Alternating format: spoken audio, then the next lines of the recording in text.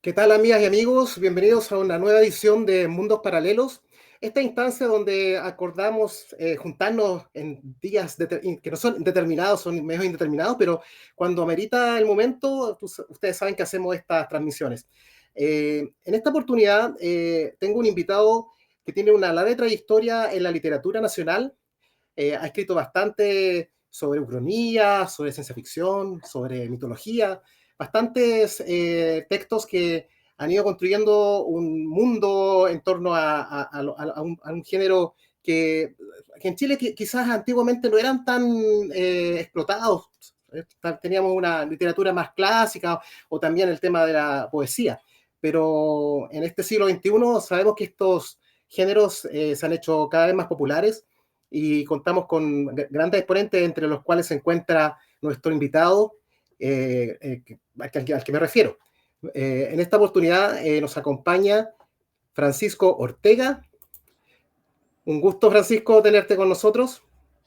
Un gusto también, qué bueno que logramos coincidir para esta entrevista y esta conversación. Sí, qué bueno. Sí, bueno, a todo esto tengo entendido que tienes próximamente visita acá a Concepción para promocionar tu último libro, ¿cierto? Sí, debería ser luego, porque de hecho he ido a promocionar todos los libros a Concepción ahí con los amigos de Página 128, creo que se llaman, los ex Sí. que leo.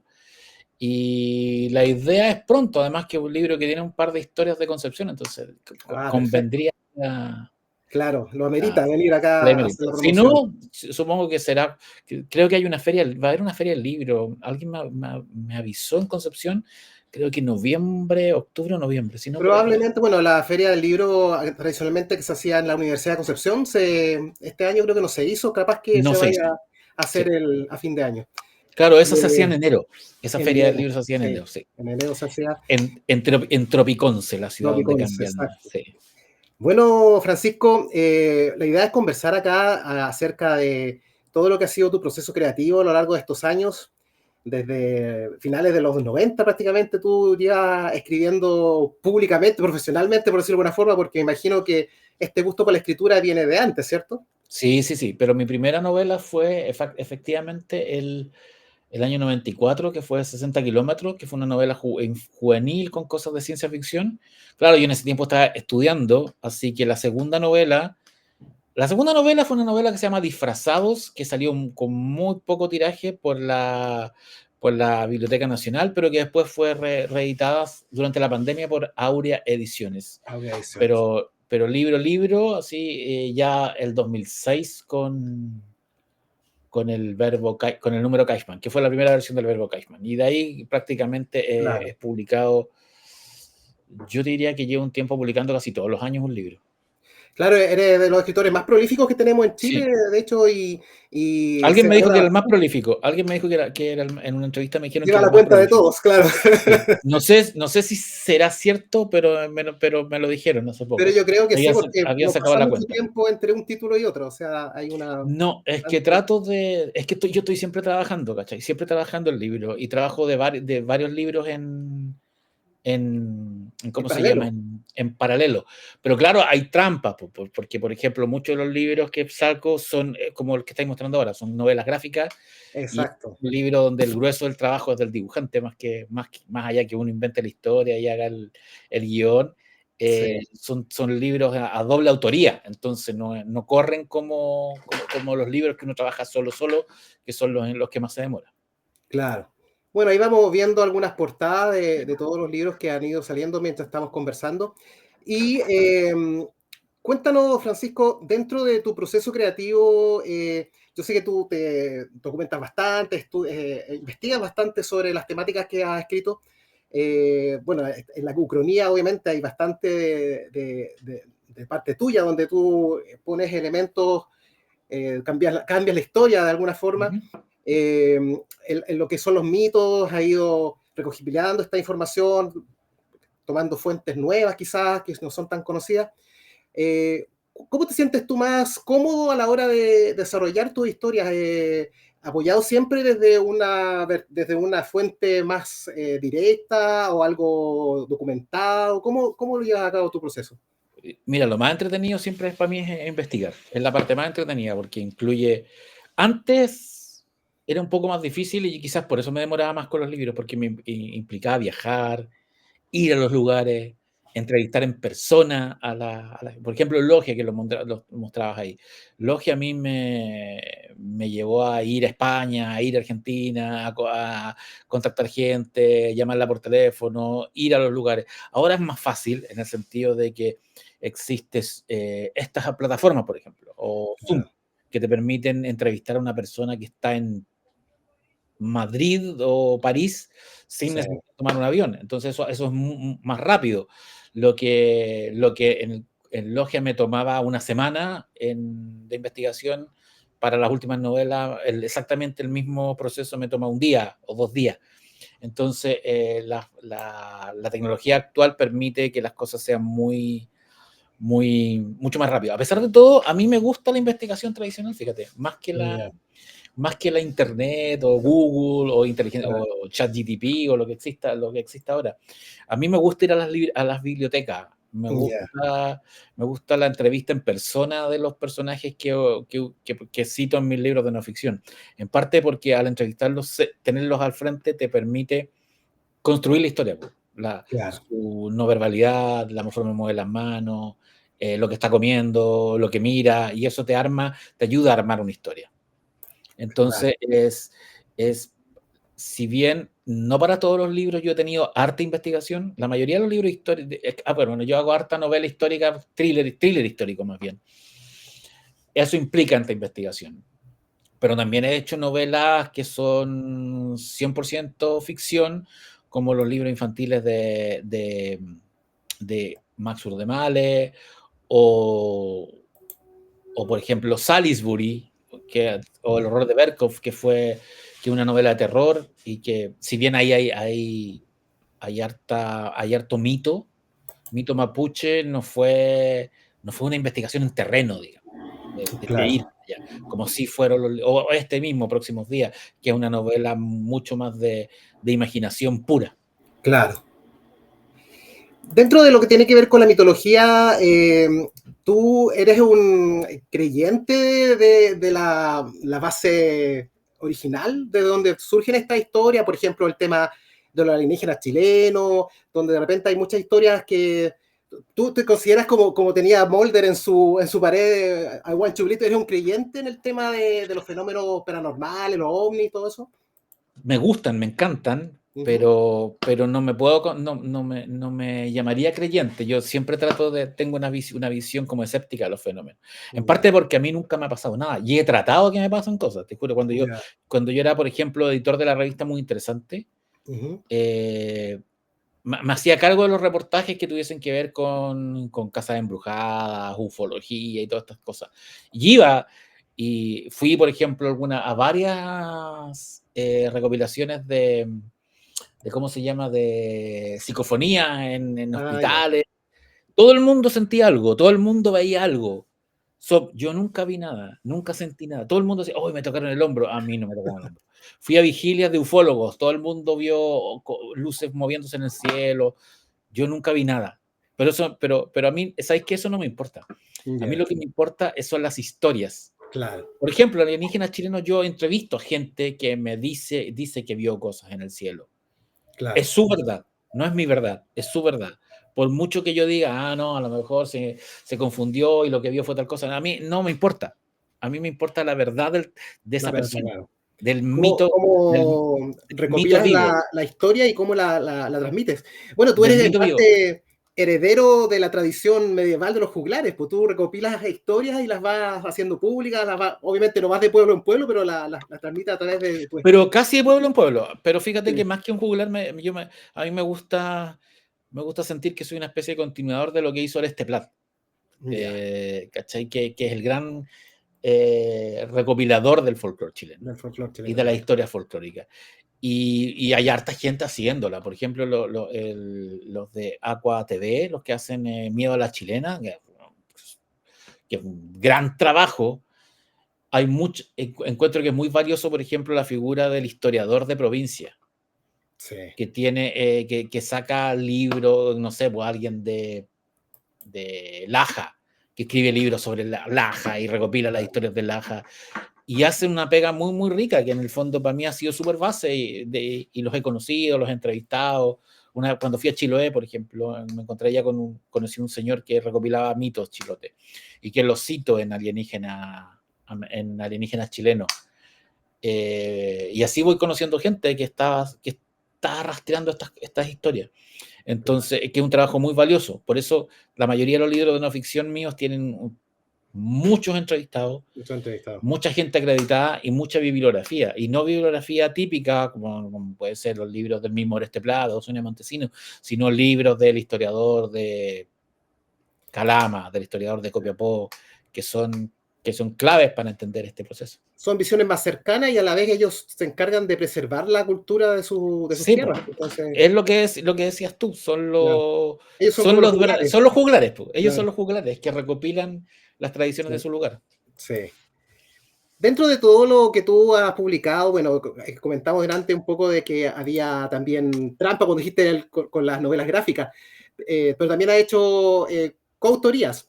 ¿Cómo te sientes Sí. más cómodo trabajando solo, trabajando en coautoría, trabajando en una novela gráfica donde tienes que dialogar quizás con el ilustrador? ¿Cuál es o todos disfrutas todos los procesos? ¿Cómo lo...? A mí, de hecho, una de las cosas que más me gusta es hacer novelas gráficas, trabajar en cómic. Porque es como hacer una canción. Claro. Tú marcas el ritmo en la historia, pero la melodía y la armonía y la progresión armónica, valga la redundancia, es la hace el dibujante. Claro. Y es un trabajo muy rico además, porque es muy de dos, muy de dúo. Y yo tengo la suerte de trabajar con gente que admiro y que somos amigos y hemos hecho un trabajo juntos muy valioso, Gonzalo Martínez, Félix Vega, Nelson Daniel, Martín Cáceres, etc. Gente muy, muy capa, que yo los seguía antes de trabajar con ellos. Claro. Y me siento muy cómodo. Y los libros en coautoría, que en rigor he hecho pocos libros con coautoría, que básicamente he hecho los 3 con Salfati. La trilogía de los colores, que le digo yo, que conspiraciones alienígenas y grandes misterios, que fueron libros que salieron, que surgieron durante la pandemia. Fueron libros estábamos todos encerrados y Juan Andrés, que yo lo conozco de hace mucho tiempo, somos amigos, pero trabajábamos juntos de críticos de cine en el Mercurio, estoy hablando del 96, 97. Él me llama, me dice que lo habían llamado Diego, el editor de Planeta, que es mi editor, le había pedido un libro, él no lo quería hacer solo, y me dijo si le tincaba que lo hiciéramos juntos. Yo le dije, ya, démosle. Y hicimos estos 3 libros. Por ahora, a lo mejor vamos a hacer más adelante, pero por ahora están cerrados esos 3, que fueron muy, muy entretenidos de hacer. Fueron libros además, como la manera de trabajar, cada uno tomó su historia, las desarrolló y después las fuimos juntando y el editor nos ayudó a encontrar un estilo en común y quedó muy, muy bien. Además, las portadas tienen un tratamiento de arte muy bonito esos libros. Sí. O sea, dirías tú que son todos los procesos, los disfrutas de alguna manera. Mucho, yo los disfruto todos. Es que yo la paso muy bien haciendo esta cosa. Qué bueno. Bueno, entrando ahora en Tesoros Chilenos, que es tu último libro publicado, cuéntanos un poco, ¿cuánto te tomó elaborar este libro? ¿Es una idea que venía, me imagino, ya por el hecho que es una trilogía, venía pensada, o tú fuiste en el camino ideando el hacer para otro libro, dejar cosas? ¿Cómo se fue dando esto? Mira, nunca pensé, estaba la idea de cerrar esta trilogía de la geografía mágica de Chile con un tercer libro. O sea, cerrar la serie, no se hablaba de trilogía. Ya está Dioses Chilenos y de alguna manera Alienígenas Chilenos es la continuación directa, porque es como lo mismo, criaturas y seres, pero ya es una interpretación folclórica de la ufología. Y me acuerdo que una vez me junté con Diego, con el editor de Planeta, para ver qué temas podíamos tener para cerrar el libro. Entonces, una opción era batallas chilenas. Otra opción era como grandes obras, vehículos, ¿cachai? Ingeniería, bla, bla. Pero ninguna era como, tenía mucho que ver con la línea media mágica, sobrenatural, folclórica de otros libros. Entonces, para el 2000, sacar la cuenta, 2021, yo trabajé en un proyecto de una serie de televisión para Amazon, que era básicamente Stranger Things, pero en el archipiélago Juan Fernández, con un grupo de adolescentes que descubren que hay una sociedad secreta de villanos rusos que están tratando de encontrar el tesoro de la isla de Juan Fernández, que es el tesoro de Lord Hanson.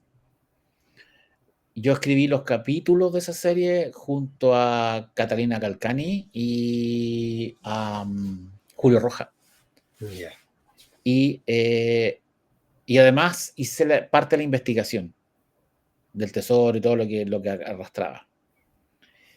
Y ahí me encontré con cuestiones que yo no tenía idea. A ver, el tesoro de la isla de Juan Fernández es bastante conocido por la gente, yo te diría. Todo el mundo ha escuchado un poco que hay algo ahí. Claro. Hace un par de años, ¿te acordás que vino además como un ucraniano a Sí. buscarlo y había un robot que le hacían Arturito y todo? Pero hay cosas del tesoro que poca gente sabe. ¿De dónde viene? ¿Por qué era un barco español pero estaba al cargo de un británico? Pero sobre todo hay sobre el contenido del tesoro. Porque, a ver, se supone que es el tesoro más grande de Occidente, que tiene 3 veces más oro que la tumba de Tutankamón.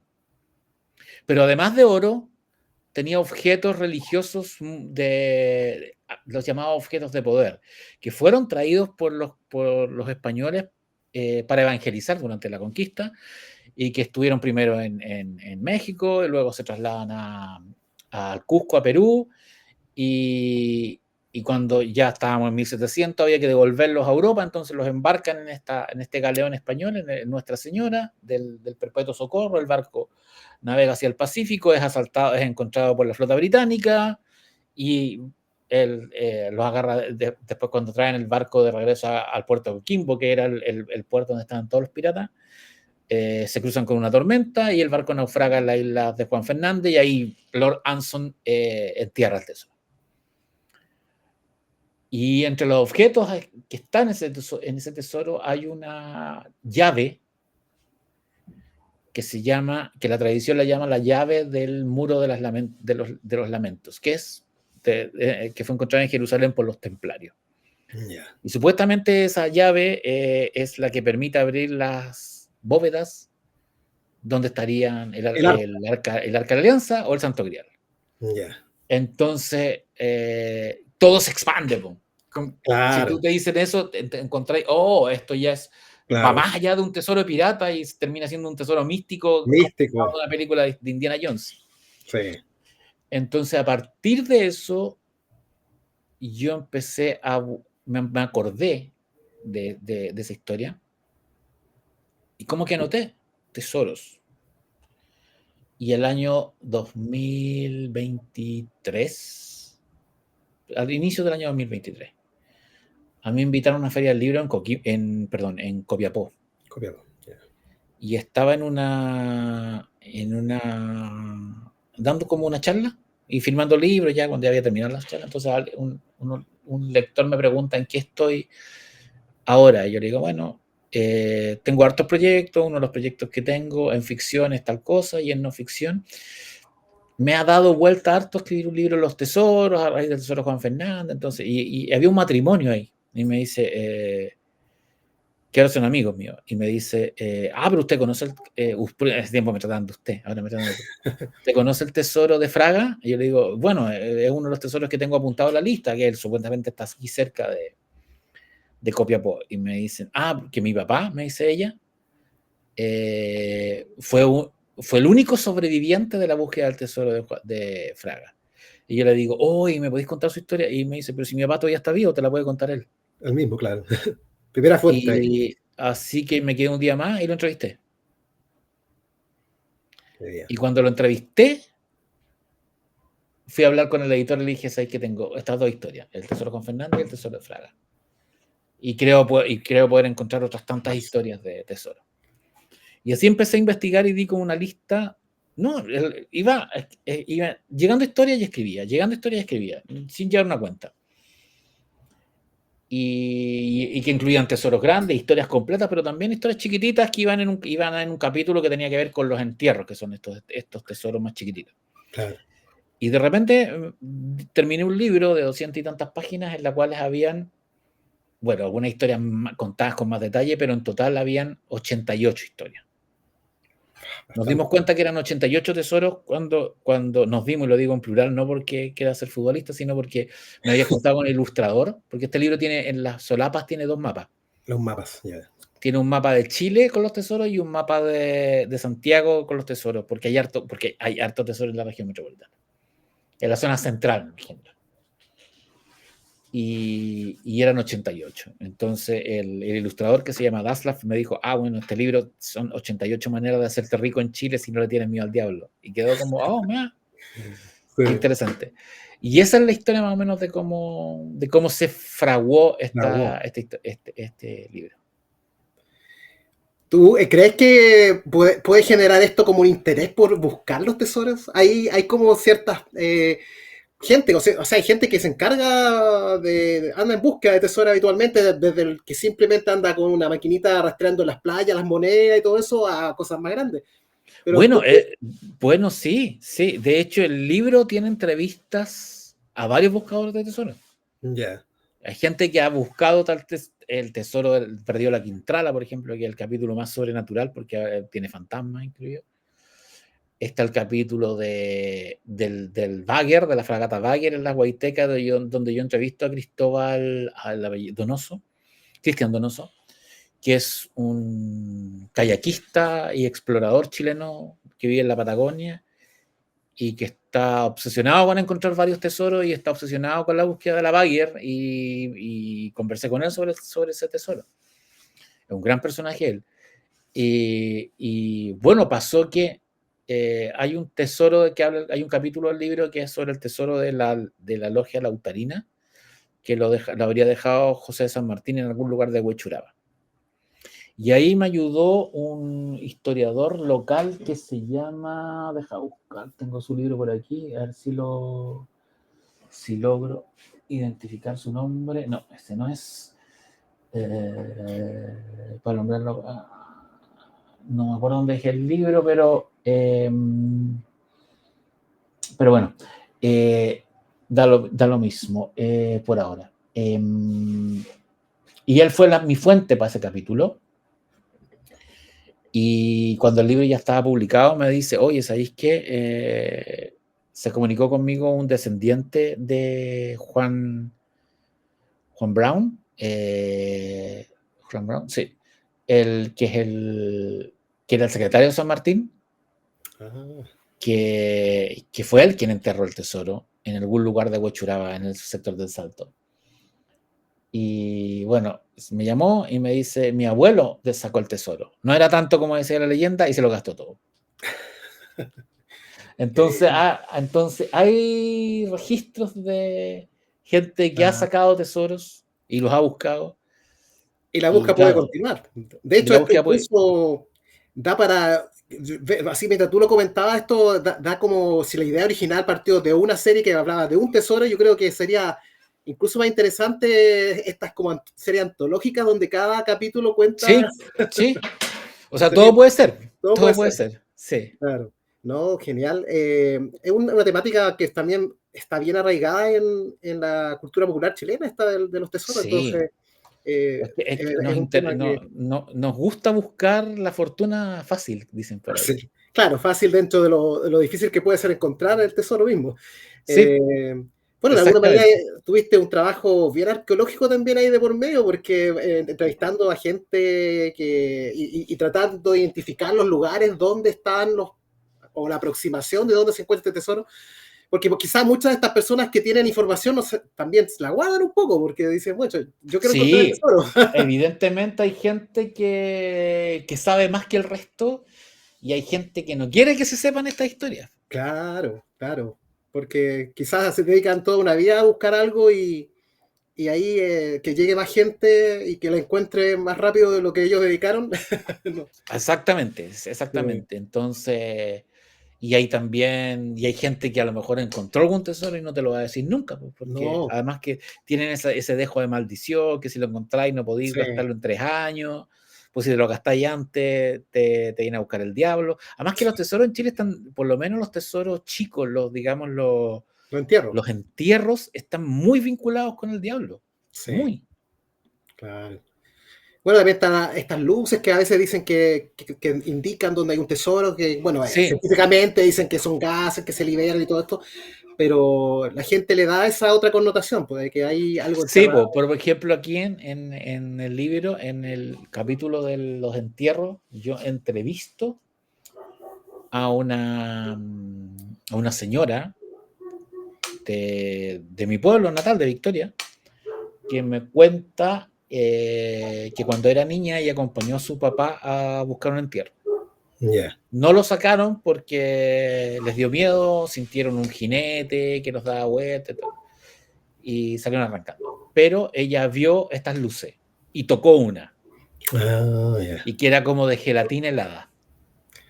Que se asemeja a lo que dicen algunos los Foo Fighters, igual que son Sí, como una sí, gelatina. sí. Sí. Así que No, bonito eso. no, qué bien que de alguna manera es como revitalizar estas historias en que salgan publicadas, porque eh, pasan del folclore más localista a ser de conocimiento más público, porque muchas veces Absolutamente. Y hay tiene otras que una están, cosa. algunas que son populares a nivel, pero hay otras que están más escondidas. Entonces, bueno, que haya hecho este trabajo de investigación y conocer historias más allá de las que solemos conocer desde niños por nuestros padres, abuelos y todo eso. Sí, sí. Genial, Francisco.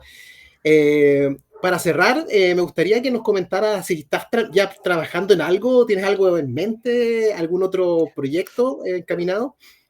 Bueno, sí, va a haber un proyecto que sale luego, que un libro que se escribió paralelo a este, pero es para niños, es un libro para niños, y que hice con Gonzalo Martínez, que es ¿Ya? el mismo dibujante de Mochadic, que son historias, que es un libro mitad cómic, mitad relatos cortitos, ¿Ya?